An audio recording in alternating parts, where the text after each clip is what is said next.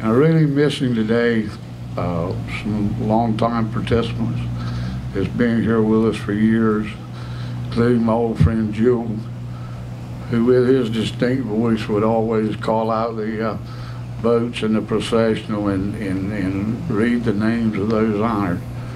I miss you. And Janet Smith, she was a stalwart, a matriarch of the fishing industry in North Carolina. We want to keep her in our prayers. And we want to remember Bobby Morris today. We all called him affectionately Bobby down in Atlantic. He was a native son of Atlantic who did well for himself. And I wrote this last year at the time of his death. He had many titles and many words that could describe his life. He was known as a child prodigy, a genius, an intellect, an author, a poet, a composer. But among Bobby's many accomplishments, and it's in the jacket of his most recently published works, he lists as one of his accomplishments, and this says a lot about the life of Bobby Morris.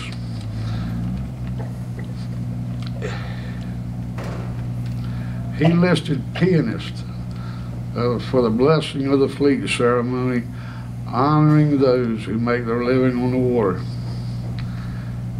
This past fall's blessing, Robert dutifully came as he had for years. He was seated out here in a wheelchair. He looked frail and bundled up to face the fall's first cool spell. The wind blew stiffly out there that day from the northeast. He got called on me and said, "Will you turn my piano so that my music won't be blown about?" And we positioned his piano. And I recall at the time that he was facing right in that gale of wind. And he poured his heart out for us. And I wept. But I realized I wept selfishly because I knew in a sense that I'd never hear him perform again.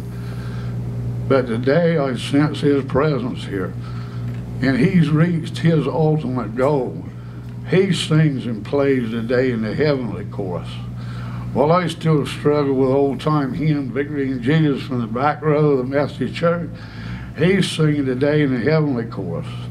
And if he were here, he would say, "Don't never forget your roots. Don't ever forget your community. Be kind and loving to one another, and seek a closer walk with the Lord and Savior, the Master of the seas." He led a spirit-filled life and encouraged us and inspired us all. And he's sorely missed, but he's reached his reward. And today I know that he sings in the heavenly chorus. Again, thank you. It was time to thank those ladies that have worked so hard over 15 years to put on this event. And I appreciate you all being here.